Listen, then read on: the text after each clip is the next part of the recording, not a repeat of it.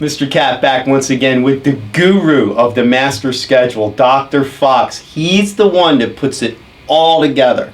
It's an amazing task that he does, and we wanted to have him kind of explain the timeline of how course selection is going to work this year, and also some things that you kind of generally need to be thinking about as you pick your courses for next year. So Dr. Fox, tell us about how this is all going to happen. Okay. 3 big things to kind of keep in mind as we get ready for course selection. We have a course selection window. It will open up the 28th of February and stay open through March 4th. Okay. So between those times, that's when students can log on to their parent portal or their student portal, and they will log in and pick their courses. Second thing is, if you're a freshman or sophomore, you want to pick at least 10 credits.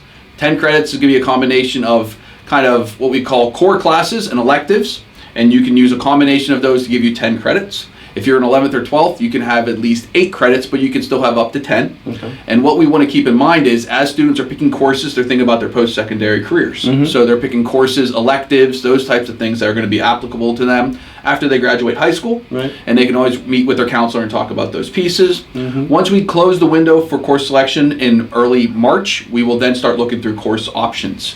And we will hopefully have about a month or so that we'll start letting teachers and students look through some of these kind of course selection pieces.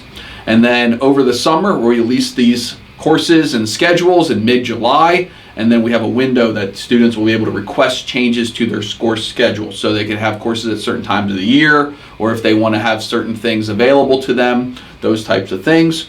The last piece I would suggest the kind of students thinking about, especially juniors and seniors, is our internship opportunities. Internships are things that we're really trying to push students to do, work-based opportunities, so they can check our website for different organizations that we work with, see Mr. Marinero even before the end of the year, to really feel this opportunity out to make sure that that might be something they want to get into. Yeah, and dual enrollment courses as well. Yeah. We have so many students that take classes at local colleges. It's actually a program that I run.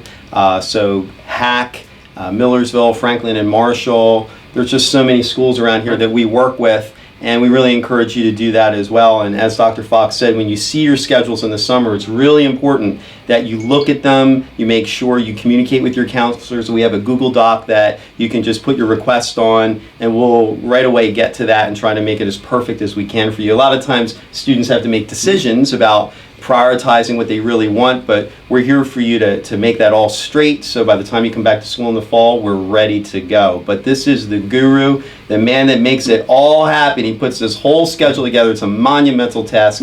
He makes it look easy because Dr. Fox is the man.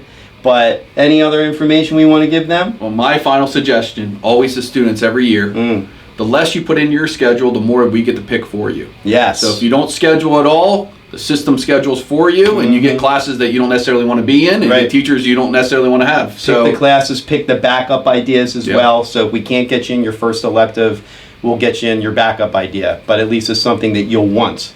Yep. So very Never important. too early reach out to your counselors and start talking to conversations with your parents, and then we'll see you at course selection the last week of February. Absolutely.